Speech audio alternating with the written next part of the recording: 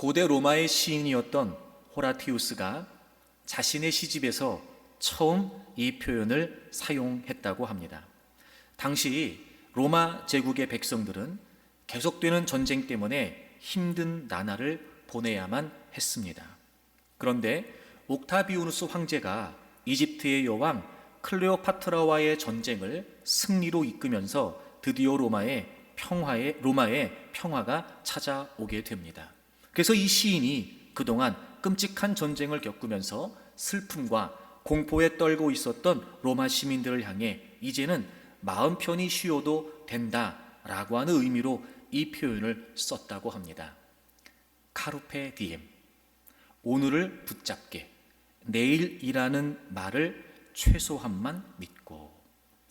카르페 디엠, 사실 죽은 시인의 사회라고 하는 영화에서 등장했던 키팅이라고 하는 교사가 학생들에게 여러 번 사용하면서 더 유행이 되기도 했습니다.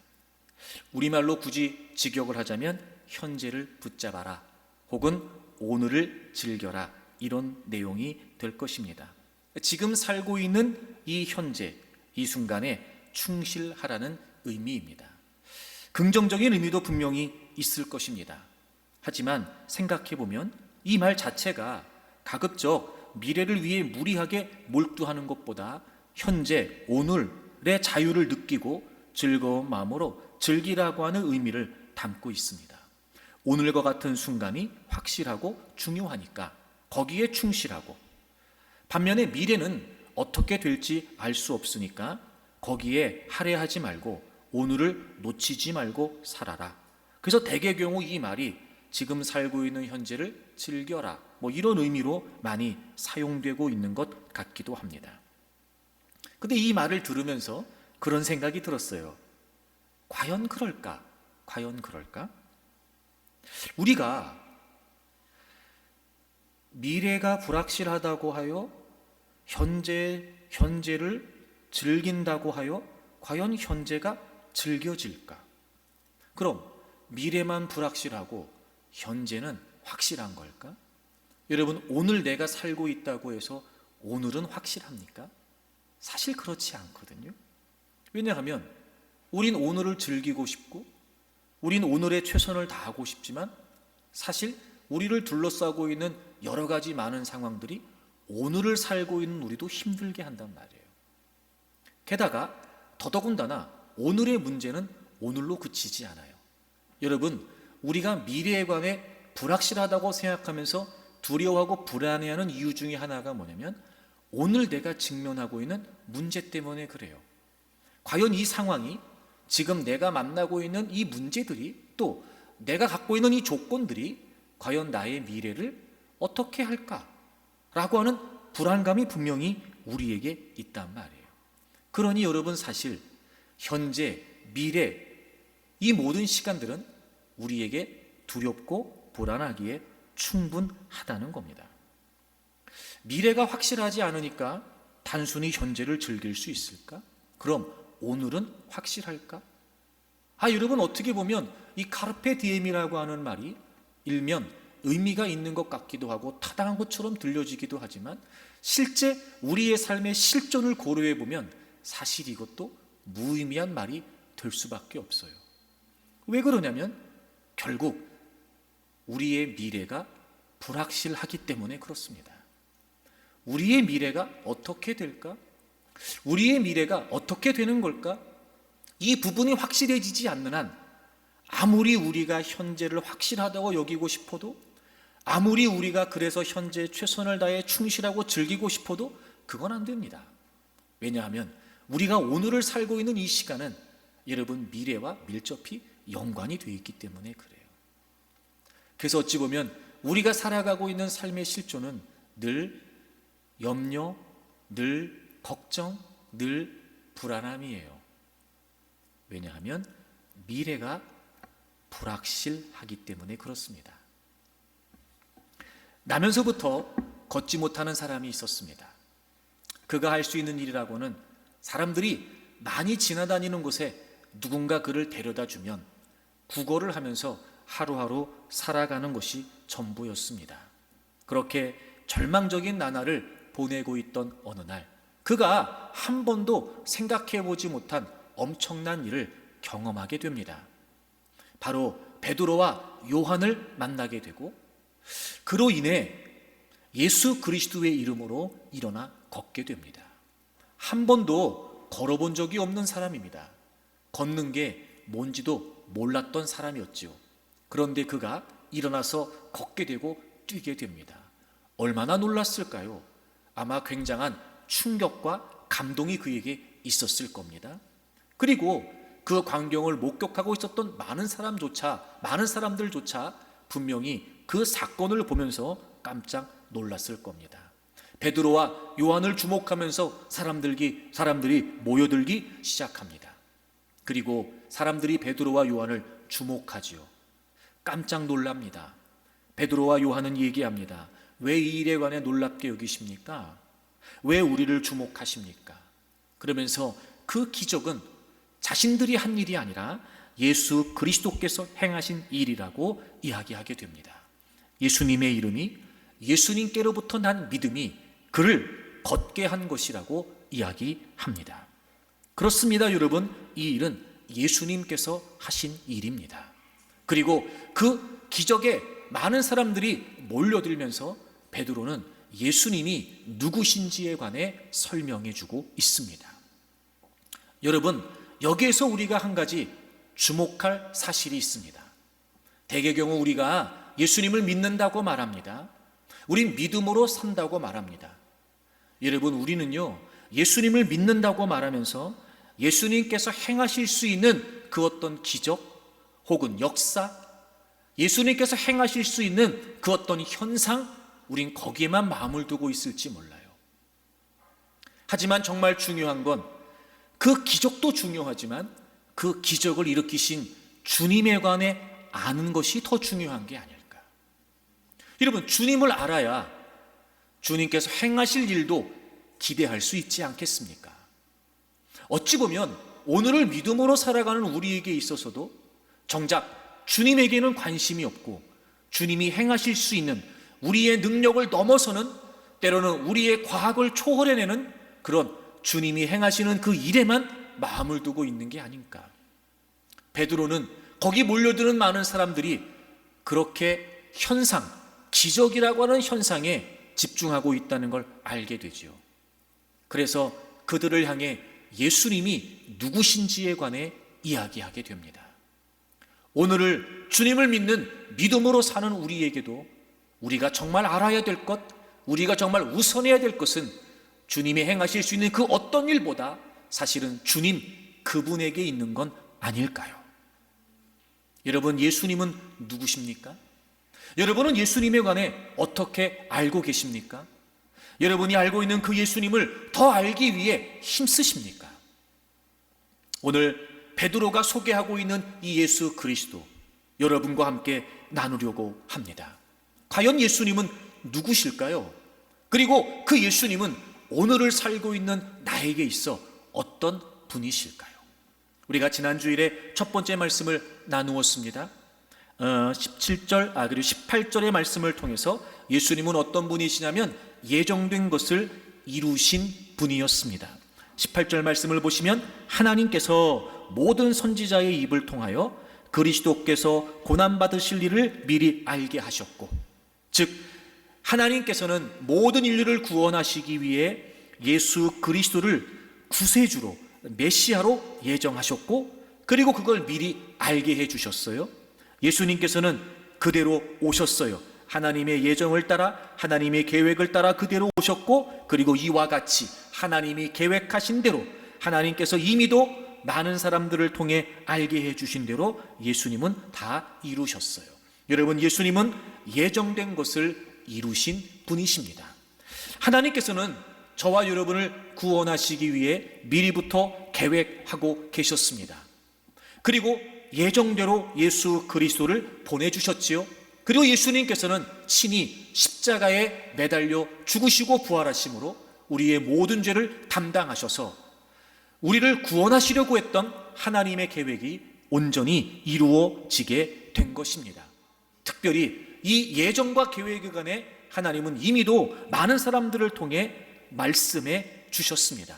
베드로가 예를 들지요. 모세 그리고 사무엘 이런 선지자들을 통해 하나님께서 말씀해 주셨고, 특별히 그들이 늘 믿음의 조상이라고 여기고 있었던 아브라함을 언급하면서 하나님께서 아브라함에게 약속해 주셨고, 그 약속을 이어받은 후손들이 바로 너희들이니 바로 너희들에게 약속하신 그 약속대로 예수님을 보내셔서 구원의 역사를 이루셨다고 이야기하고 있습니다. 그렇습니다, 여러분. 예수님께서는 예정된 것을 이루신 분이십니다. 우리가 그 예수 그리스도를 믿는다면 적어도 이거 하나만큼은 분명히 알 수 있습니다. 저와 여러분을 구원하신 하나님의 계획은 결코 즉흥적이 아니었다는 겁니다. 하나님은 창세전부터, 우리가 모태에서 조성되기 전부터 우리를 구원하시기 위해 계획하시고, 그리고 예정대로 예수 그리스도를 이 땅에 보내셨으며, 이사야서가 기록하고 있는 것처럼 하나님은 하나님 자신의 열심을 다하셔서 그 구원을 이루어 주셨습니다. 여러분, 이만큼 하나님은 우리의 인생을 소중하게 여기시고, 이만큼 하나님께서는 우리의 인생을 하나님 자신의 계획 안에 두고 계신다는 거예요.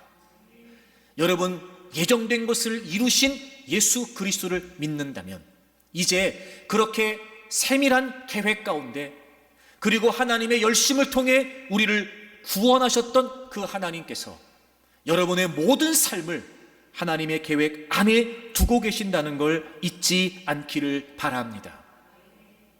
다른 건 몰라도 우리의 인생이 하나님의 계획 안에 있다는 것, 여러분, 이건 우리의 인생을 살아가는 놀라운 신비가 될 것입니다.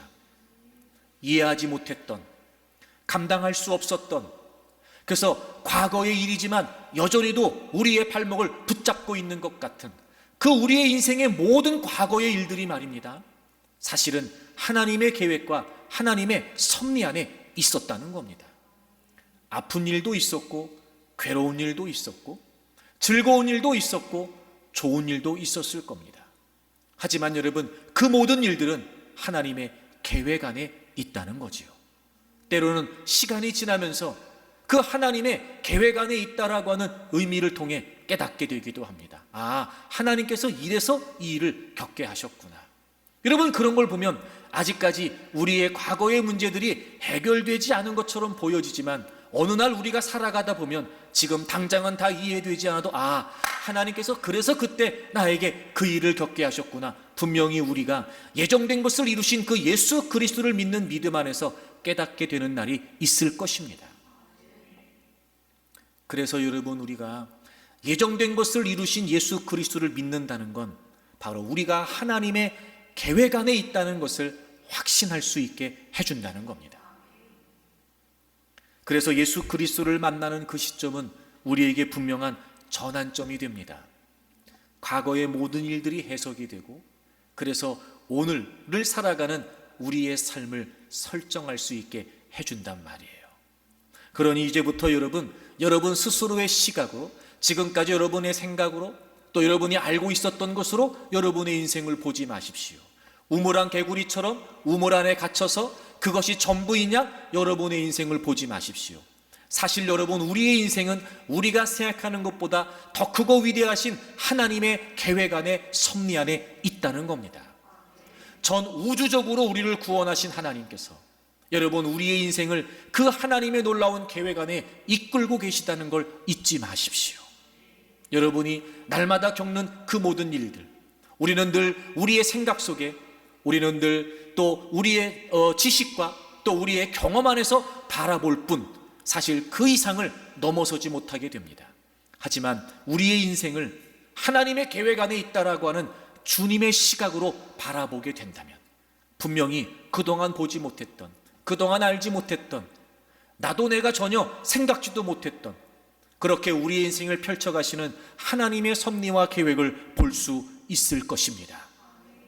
여러분, 예정된 것을 이루신 예수 그리스도를 여러분이 분명히 믿는다면, 여러분의 모든 인생이 하나님의 계획 안에 있다는 걸 확신하고, 이제부터 그 하나님의 계획, 그 하나님의 섭리, 이렇게 하나님의 시각으로 여러분의 인생을 바라볼 수 있기를 바랍니다.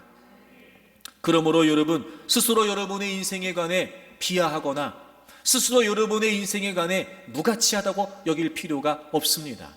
누가 뭐라고 해도 하나님은 이렇게 세밀하게 계획하시고 구체적으로 계획하시고, 그리고 하나님 자신의 열심을 다하셔서 우리를 구원하시고 우리를 이끌어 가시니까 말이죠.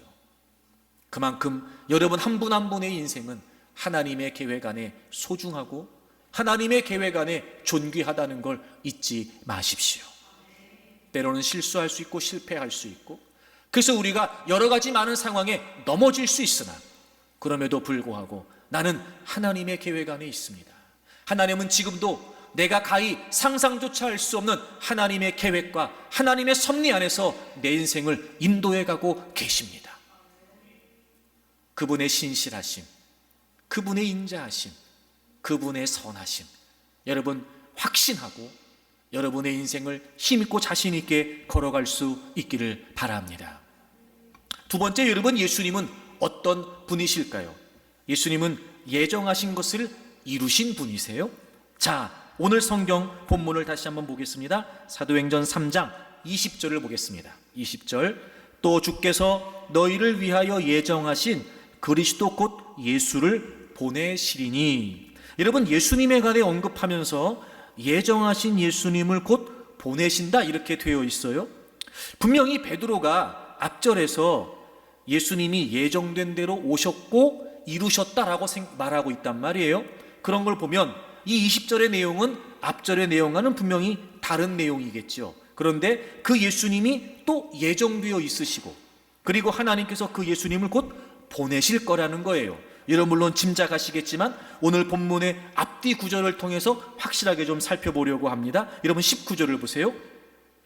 그러므로 너희가 회개하고 돌이켜 너희 죄 없이 함을 받으라. 유대인들에게 회개하라고 얘기해요. 이같이 하면 새롭게 되는 날이 주 앞으로부터 이른다 이렇게 되어 있어요. 새롭게 되는 날. 여러분 이 표현이 이중적인 의미를 갖고 있어요. 첫째는 어떤 의미를 갖고 있냐면, 여러분 예수 그리스도를 믿으면 우리가 우리의 모든 죄를 용서받죠. 그래서 이전 것은 다 지나가게 되고 이제 우리는 그 예수 그리스도 안에서 새로운 피조물이 됩니다. 새로운 창조가 우리에게 이루어지게 돼요. 바로 그 말이 새롭게 된다는 의미입니다. 그리고 또 하나, 이 새롭게 된다라고 하는 말은 예수님의 재림과 관련해서 자주 사용되었다고 합니다. 그러니까 다시 말하면 여기에서 새롭게 된다라고 하는 이 말은 무슨 의미냐면, 이 땅에 하나님 나라가 완성되고 그리고 예수 그리스도가 재림하시면 모든 만물이, 모든 것들이 새롭게 회복되는 바로 그날을 의미하기도 합니다. 이 새롭다라고 하는 표현이 그래서 회복이라고 하는 의미라는 거예요. 20절 말씀을 19절과 연관해 생각해 보면, 그래서 예수님 하나님께서 너희를 위하여 예정하신 그리스도를 곧 보내신다는 거예요. 21절 보실까요? 하나님이 영원 전부터 거룩한 선지자들의 입을 통하여 말씀하신 바 만물을 회복하실 때까지는, 여러분 여기 21절에 회복하실 때라고 하는 이 표현이 바로 19절에 새롭게 되는 날과 같은 의미예요. 이 회복이라는 것, 즉 이 땅의 모든 죄와 악이 제거되고 하늘과 땅에 있는 모든 만물들이 예수 그리스도 안에서 본래 지으신 상태로 회복되는 새 하늘과 새 땅이 완성되는, 즉 하나님의 왕국, 그 메시아 왕국의 완성때를 의미합니다. 그때까지는 하늘이 마땅히 그를 받아두리라 이렇게 되어 있어요. 그러니까 하나님의 나라가 완성될 때까지 예수 그리스도께서는 하늘에 계시죠. 그분은 부활하고 승천하셔서 지금 하나님 보좌 우편에 계십니다. 그리고 그분은 이 땅에 하나님의 나라가 완성되면 다시 오시지요. 다시 오실 때까지 그분은 분명히 하늘에 계실 거예요.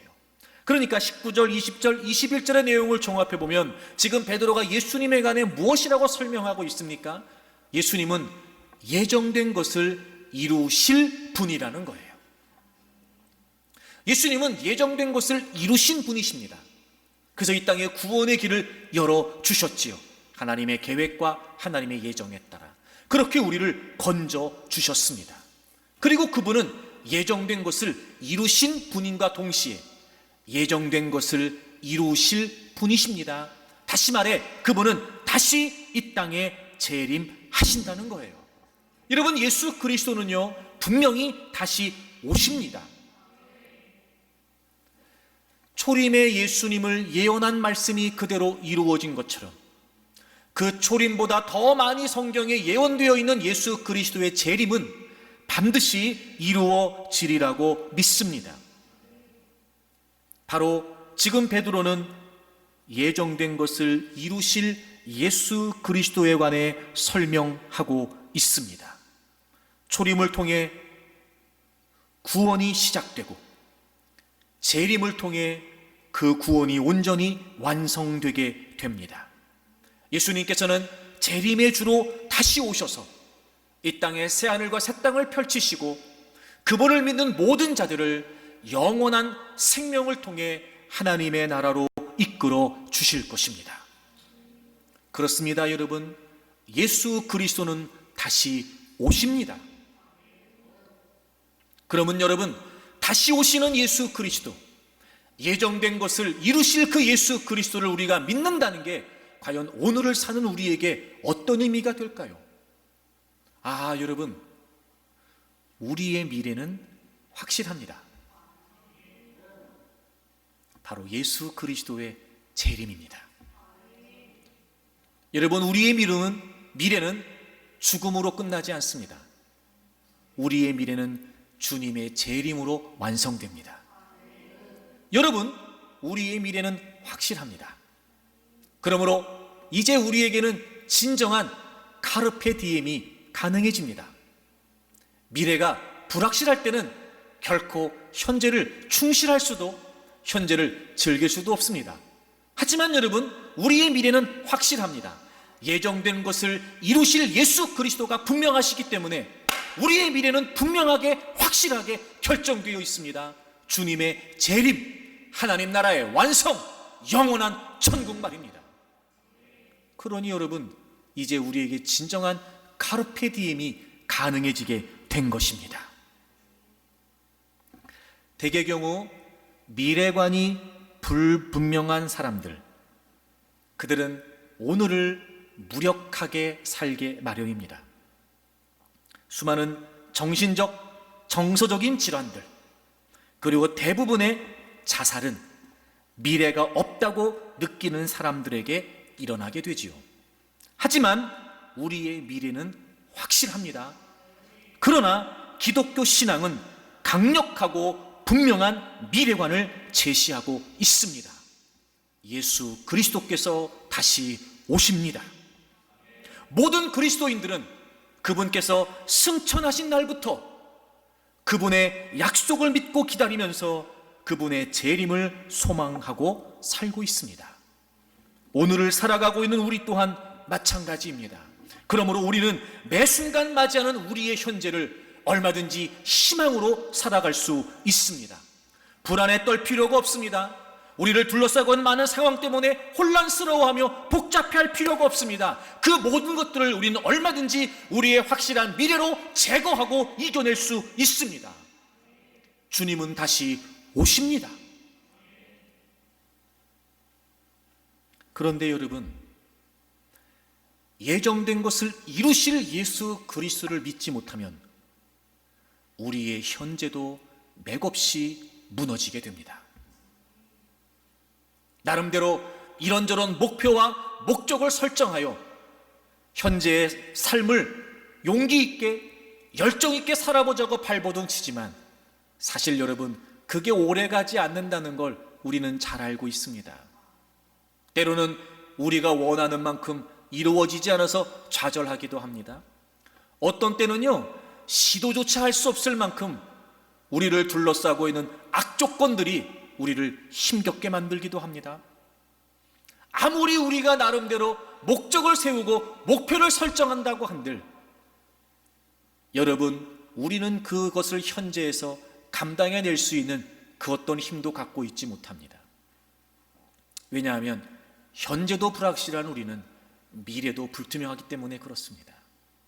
아무리 우리가 분명한 목적을 정한다고 한들 그것이 확실한 미래가 될 수 없다는 걸 우린 분명히 알고 있습니다.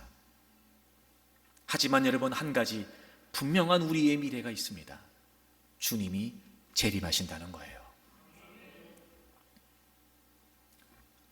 오늘을 살고 있는 우리가 진정한 카르페 디엠을 살아내기를 원한다면 이제 여러분, 다시 오실 예수 그리스도, 예정된 것을 이루실 예수 그리스도를 분명히 믿는 여러분들이 되시기를 바랍니다. 이것이 우리가 오늘을 살아가고 있는 현재의 삶의 위로가 되고 희망이 되고 용기가 된다는 걸 저는 여러분들이 확신할 수 있기를 바랍니다. 데이빗 펠프스라고 하는 가스펠 가수의 이런 CCM 곡이 있습니다. 제목이 No More Night예요. 더 이상 어둠은 없다. 가사가 정말 은혜가 돼요. 그러니까 더 이상 어둠이, 즉 고통이 없을 것이라는 희망적인 메시지를 주는 곡이에요. 가사가 이렇습니다. 영원한 이론, 땅과 하늘 모두 사라질 것입니다. 영원한 건 아무것도 없다는 거죠. 하나님께서 그날에 만물을 새롭게 하실 것이라는 것은 환상이 아닙니다. 우리를 넘어뜨리고 쓰러뜨리던 저주는 사라지고 악은 영원한 지옥으로 쫓겨날 것입니다.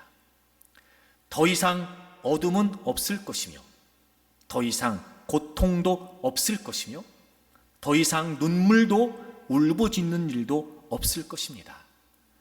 위대한 그분을 찬양하며 우리는 부활하신 그분의 빛 가운데 살게 될 것입니다. 저쪽을 보세요.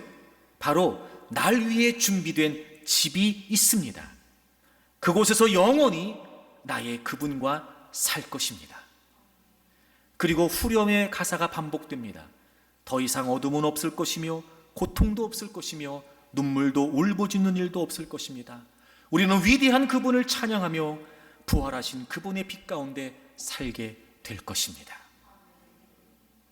오늘을 힘겹게, 괴롭게, 고통스럽게 살아가고 있는 사람들에게 줄 수 있는 진정한 희망이 무엇일까요? 그건 확실한 미래입니다. 바로 예수 그리스도께서 다시 이 땅에 오실 것이며 하나님의 계획, 하나님의 예정을 따라 시작된 그 구원의 역사는 바로 주님이 다시 오시면 완성될 것입니다. 새하늘과 새 땅이 펼쳐지게 되겠지요. 비로소 우리는 예수 그리스도를 믿는 믿음으로 살아서 우리에게 주어진 영생이 무엇인지를 알게 될 것입니다.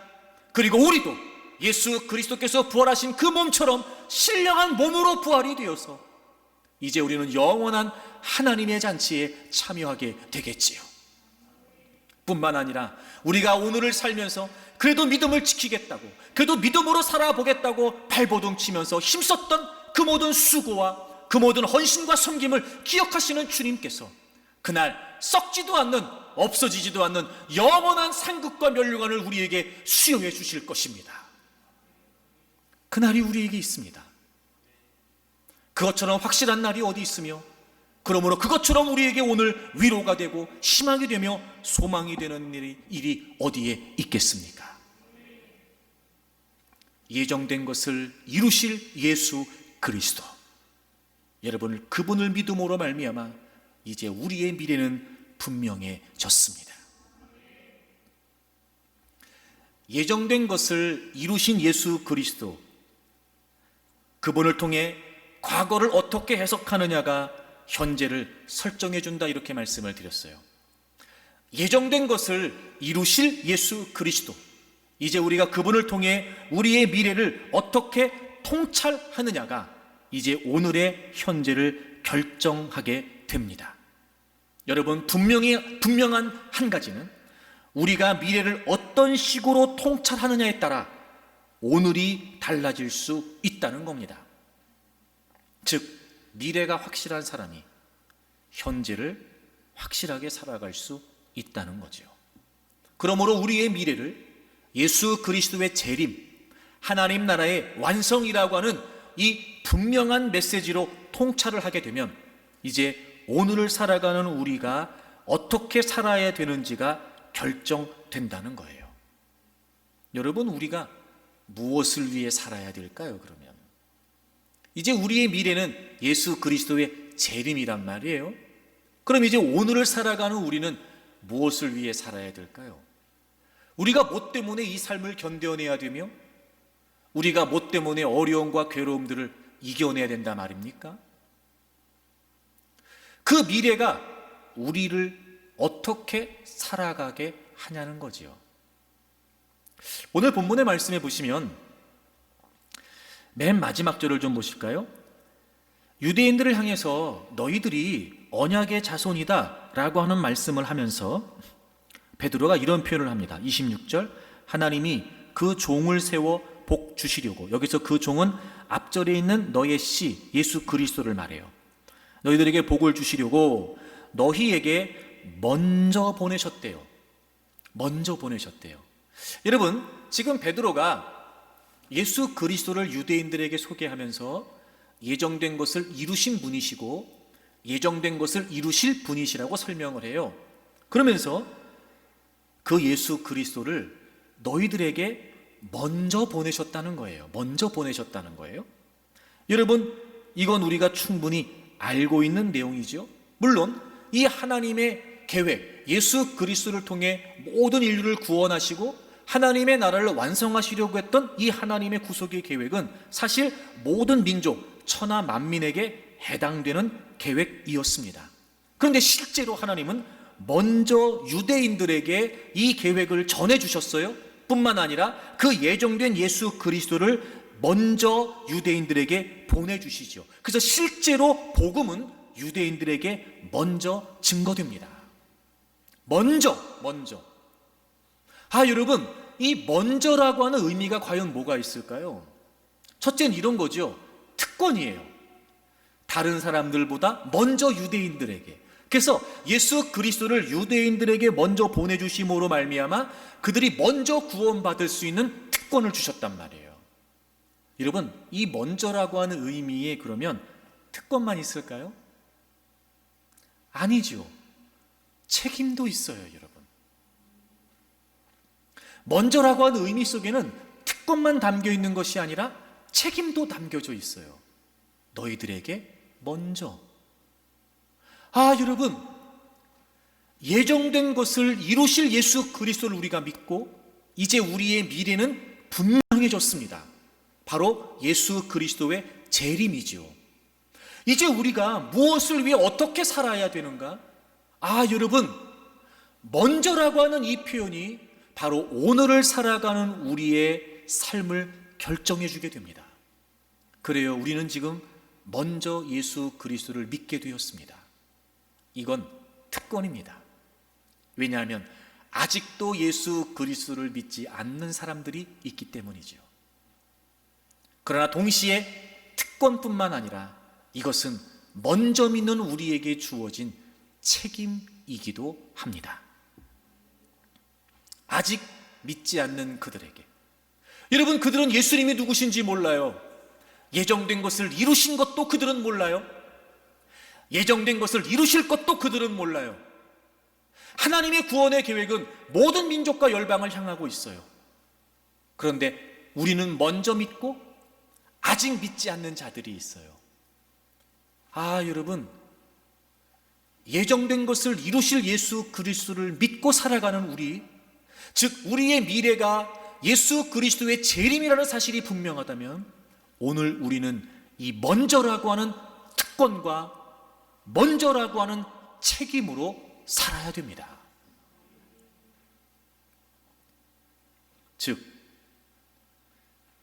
나만 예수님 믿고 구원받아서 나만 하나님의 백성 되고 나만 영생을 얻으면 된다, 이게 아니고 하나님께서는 분명히 전 우주적인 관심을 갖고 모든 민족과 열방을 구원하시기를 원하시기 때문에 여러분, 우리는 먼저 구원받은 자로서 우리의 인생을 살아가는 동안 그 특권도 누리겠지만 동시에 주님이 다시 오실 때까지 우리는 그 책임을, 즉 우리의 사명을 다해야 된다는 겁니다. 여러분, 많은 사람들이 재림에 관해 이야기하면서 동시에 많은 사람들이 재림을 부정하기도 합니다. 계속해서 주님이 오신다, 계속해서 마지막 때다, 계속해서 재림이 있다 라고 말하지만 아직도 주님은 오시지 않거든요. 그래서 많은 사람들은 재림이 없다고도 말합니다. 가봐야 된다는 겁니다. 믿을 수 없다는 겁니다. 여러분, 그러면 그렇게까지 그런 생각이 들 만큼 왜 하나님께서는 주님의 재림을 계속해서 미루시는 것 듯한 마음이 드는 걸까요? 왜 그렇게 하시는 걸까요, 여러분? 자, 성경을 좀 찾아볼까요? 이런 베드로후서 3장을 찾겠습니다. 이 베드로 서신이 쓰여졌던 이 당시에도 그랬던 것 같습니다.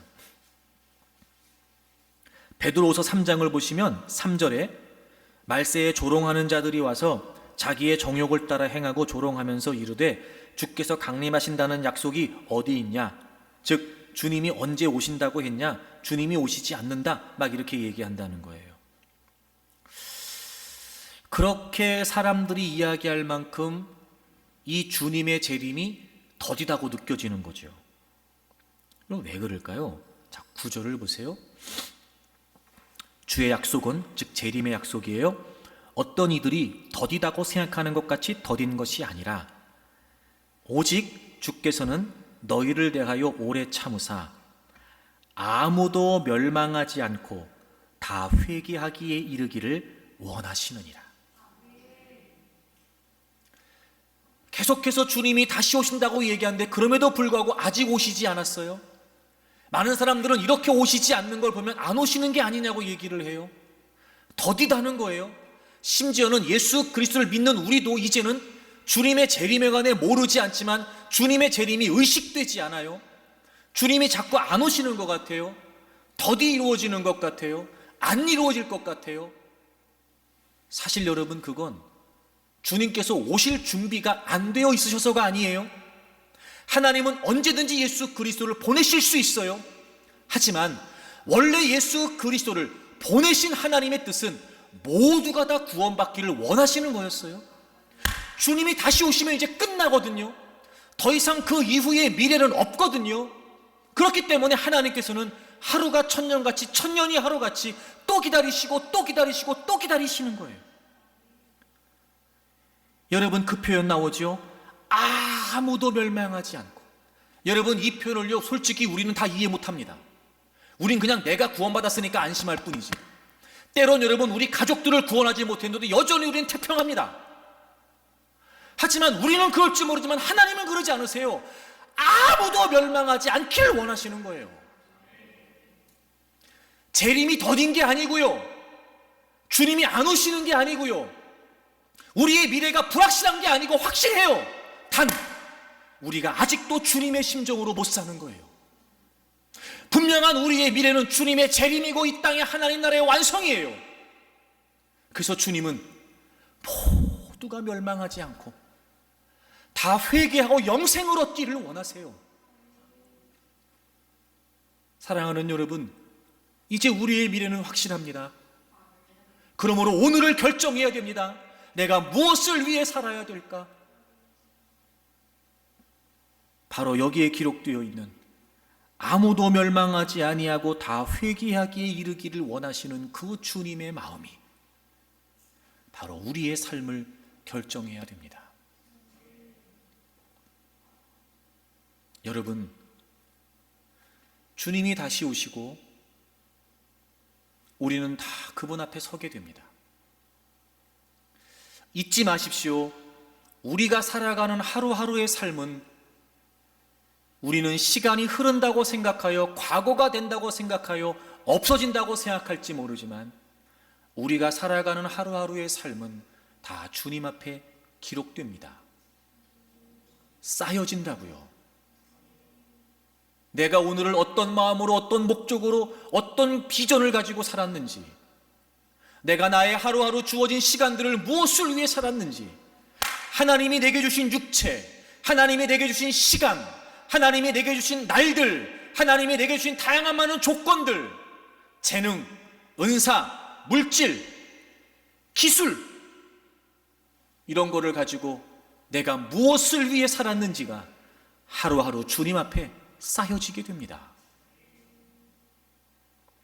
그러니 여러분, 우리는 예정된 것을 이루실 예수 그리스도를 믿는다면 오늘을 무엇을 위해 살아야 될지 결정해야 됩니다.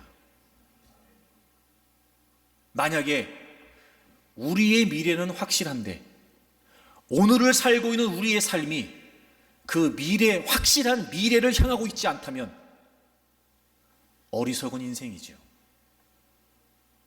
그런데 여러분, 어리석다는 말로 표현이 다 될까? 아니요. 정말 불행한 인생입니다. 왜요? 주님이 다시 오신다는 미래는 확실히 이루어질 테니까요. 그러므로 이제부터 우리는 바로 하나님 나라의 완성을 위해 살아야 됩니다. 근데 여러분, 이게 참 쉽지 않아요. 왜 쉽지 않은지 성경을 통해 설명해 드릴게요. 로마서 13장 11절을 보겠습니다. 또한 너희가 이 시기를 알거니와, 여러분 여기에서 이 시기라고 하는 이 단어는요, 흐르는 시간을 말하지 않아요. 시간의 흐름 속에서 의미를 갖는 어떤 한 시점을 말해요. 당연히 이건 주님의 재림이에요. 종말을 말해요. 너희가 이제 이 시기를 알아야 된다. 여기서 알거니와는 반드시 알아야 된다는 거예요. 반드시 알아야 된다. 여러분, 우리가 지금 살아가고 있는 이 시기를 우리가 반드시 깨달아야 돼요.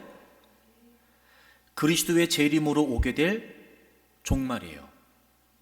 여러분 잊지 마십시오. 우리는 아무 의식도 없이, 우리는 아무 생각도 없이 하루하루를 살아가고 있는지 모르지만 지금 우리가 살고 있는 이 시간의 흐름은 어디를 향해 가고 있어요? 주님의 재림을 향해 가고 있단 말이에요. 그러니 그 시점을 우리가 분명히 오늘의 상황에서 깨달아야 된단 말이에요. 뭘 해야 되냐? 자다가 깰 때가 되었다는 거예요. 자다가 깰 때가 되었다. 여러분 보세요. 자, 이게 중요한 표현인데요. 우리가 왜 우리의 확실한 미래에도 불구하고 현재를 하나님의 나라를 위해 살지 못하냐면 바로 이 자다가 깰 때가 되었다는 이 의미 때문에 그래요. 이게 무슨 말이냐면, 자 여러분 보세요. 자, 우리가 잠을 자잖아요. 이제 일어나요. 자다가 이제 아침에 일어난단 말이에요. 왜 일어나요? 왜 일어나야 되죠? 더 자고 싶잖아요. 더 많이 자고 싶어요. 근데 왜 깨야 돼요?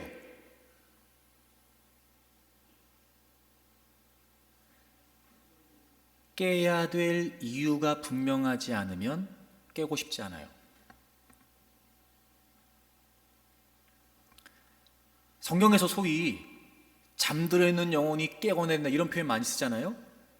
여러분 그걸 외친다고 깨나는 게 아니에요. 우리가 자다가 아침에 일어나는 이유가 뭐죠? 대개의 경우 내가 할 일이 있다거나 가야 될 때가 있다거나, 그래서 적어도 이런 겁니다. 오늘 하루에 대한, 첫째, 오늘 하루에 대한 기대가 있어야 일어나는 거예요. 물론 어쩔 수 없이 일어나요. 아무 기대도 없이. 그건 왜 그래요? 말 그대로 마지못해 일어나는 거예요.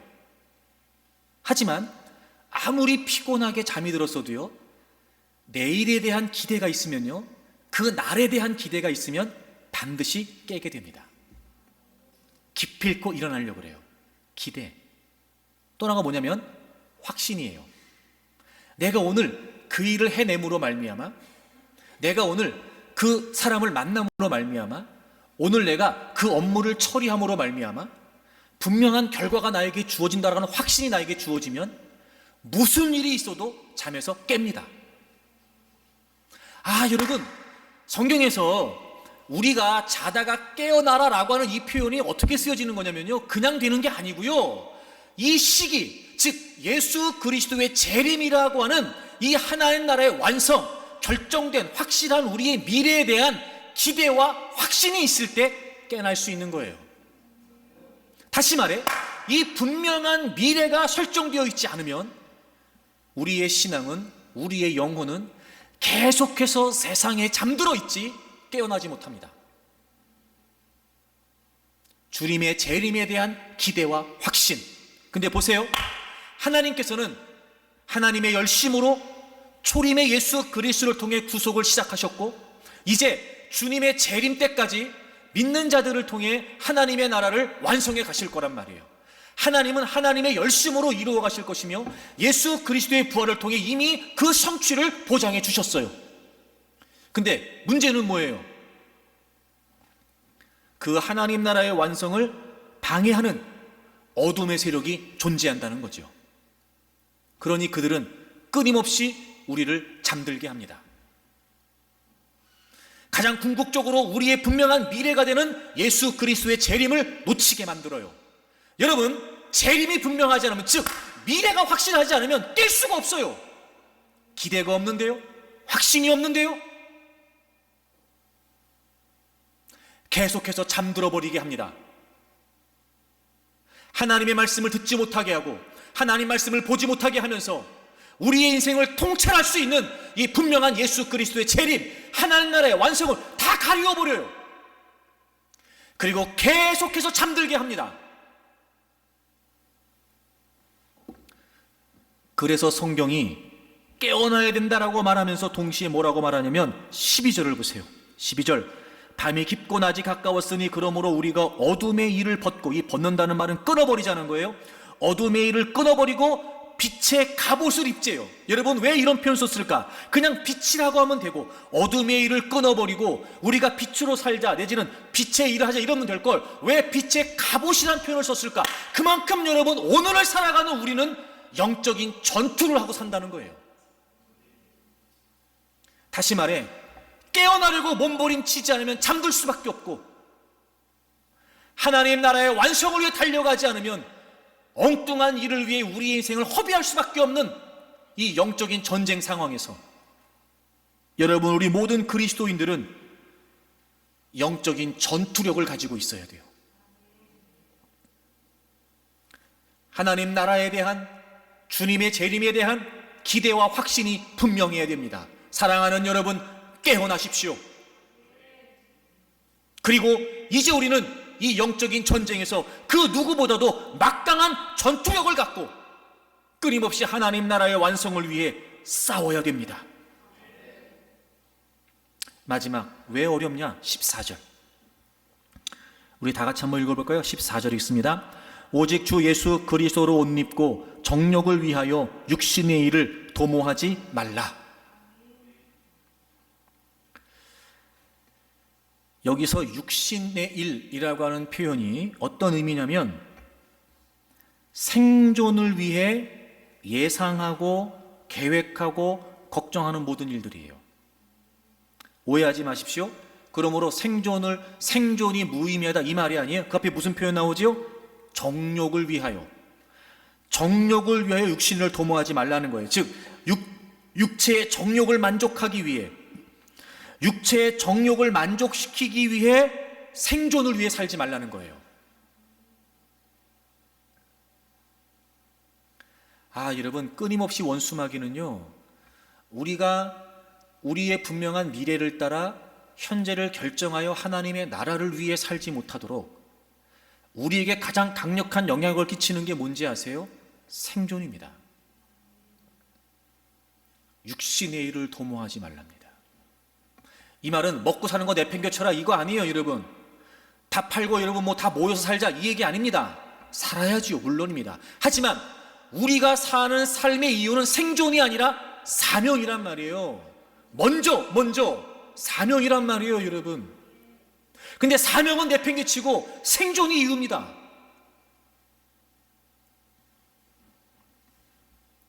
이게 바로 우리를 확실한 미래를 바라보며 살지 못하게 하는 이유가 됩니다. 그러므로 여러분, 예정된 것을 이루실 예수 그리스도를 믿는 여러분들은 오늘 여러분의 삶을 어떻게 결정하고 사는지 살펴야 됩니다. 어찌 보면 그래서 마태복음 6장에 주님께서 너희는 먼저 그의 나라와 의를 위해 살아라 말씀하셨는지도 모르죠. 여러분, 왜 주님이 그렇게 말씀하셨을까요? 먼저가 되기 때문에 그래요. 다시 말해 하나님의 나라, 즉 사명이 먼저가 돼야 돼요. 생존이 먼저가 되면 절대 생존을 위해 살지 사명을 위해 살지 못합니다. 이 먼저가 얼마나 우리의 삶에 영향을 미치냐면 그 먼저가 우리의 삶의 기준이 되고 우리의 삶의 지침이 돼요. 그래서 그 먼저가 우리의 삶을 규정하게 됩니다. 그러므로 항상 우리는 먼저가 하나님의 나라라는 것, 즉 내가 먼저라는 은혜를 입었어요. 그러므로 우리는 먼저 하나님의 나라를 위해 살아야 돼요. 즉 사명이 말이죠.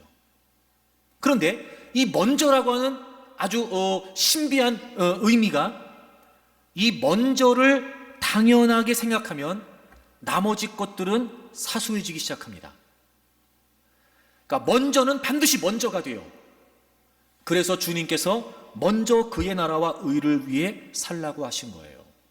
근데 왜 자꾸 우리의 삶에 있어서 이 생존이라는 것이 먼저의 자리를 차지하려고 도전하는 걸까? 제가 보기 이런 것 같아요. 첫째, 이 생존이라는 게요, 때로는 우리에게 가능성으로 보여요.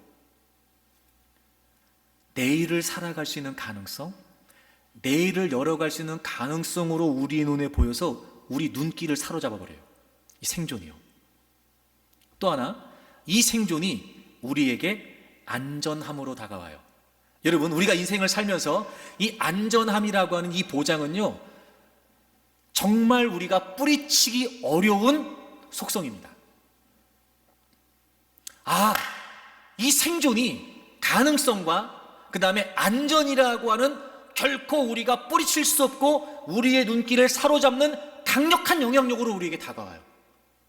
그러다 보니까 먼저를 먼저로 살아야 되는데 우린 생존을 먼저로 살아요. 제가 분명히 말씀드리는데 생존은 생존일 뿐 먼저가 될 수 없어요. 그래서 우리는 사명으로 살아야 돼요. 하나님의 나라. 왜요? 우리의 미래는 확실하거든요. 제가 이 사명에 대해 고민하다가 TV를 통해서 제가 한번 깨달았어요. 여러분, 그 국가대표 오래 했던 축구 선수 이영표 선수 잘 아시죠? 이제 크리스찬으로도 이렇게 좀 잘 알려져 있어요. 보니까 아주 그 경력도 화려하더라고요. 물론 우리가 아는 것처럼 이제 국가대표도 아주 오랜 시간 아주 활약을 많이 했었고요. 외국의 그 유명한 축구 클럽에서도 선수로 많이 뛰었더라고요.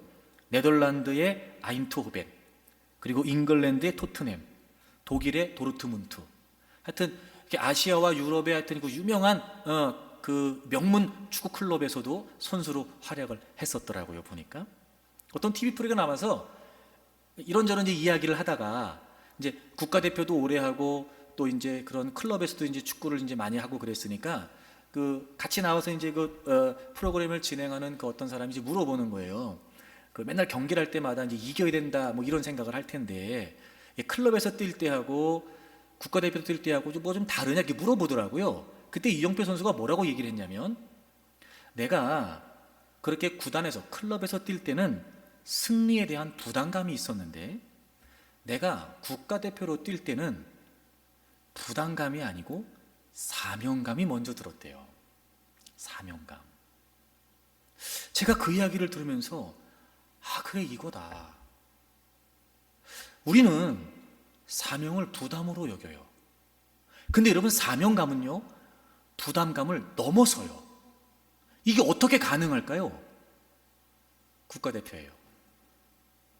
내가 우리나라를 대표한다라고 하는 이 의식이 부담이 아니고요, 그 부담보다 훨씬 더 고차원적인 사명감을 갖게 했던 거예요.